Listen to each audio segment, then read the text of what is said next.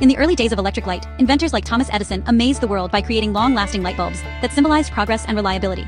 Companies competed to make bulbs that would shine for thousands of hours, and consumers expected them to last for years. Durability and quality were the main focus, with manufacturers taking pride in their products' longevity. But this era of lasting products was about to end. A secret plan was forming that would change not just the light bulb, but the way we think about everything we buy, ushering in a new age of disposability. In the 1920s, the light bulb industry was dominated by a few powerful companies like Osram, Philips, and General Electric. They faced a problem: their bulbs lasted too long, which hurt sales. In 1924, these companies secretly met in Geneva and formed the Phoebus Cartel.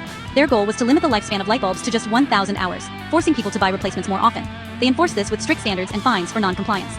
As a result, consumers unknowingly had to replace bulbs more often, boosting company profits.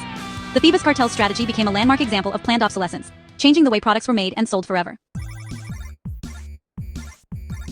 Planned obsolescence is the strategy of designing products with intentionally limited lifespans, so they become obsolete and need replacing sooner. This approach began with the light bulb, when companies realized they could boost profits by making products fail on purpose. Soon, planned obsolescence spread to all kinds of goods, changing manufacturing from a focus on durability to one on repeat sales. Companies use cheaper materials or software updates to ensure products wear out or become outdated. This cycle of buying, using, and discarding has shaped our culture and has major consequences for the environment. The throwaway culture shaped by planned obsolescence is everywhere in our homes. From electronics and smartphones to printers, our devices are designed to be replaced, not repaired. Manufacturers use tactics like microchipped cartridges, sealed batteries, and software updates to shorten product lifespans. Repair is made difficult or impossible, pushing us to buy new instead of fixing what we have. This cycle began with the light bulb and now defines our relationship with technology: buy, use, discard, repeat. Planned obsolescence, making products that don't last, is often seen as a negative, but it became widespread for economic reasons.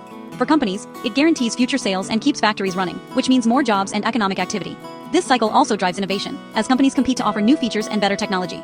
Over time, mass production and constant redesign have made technology cheaper and more accessible.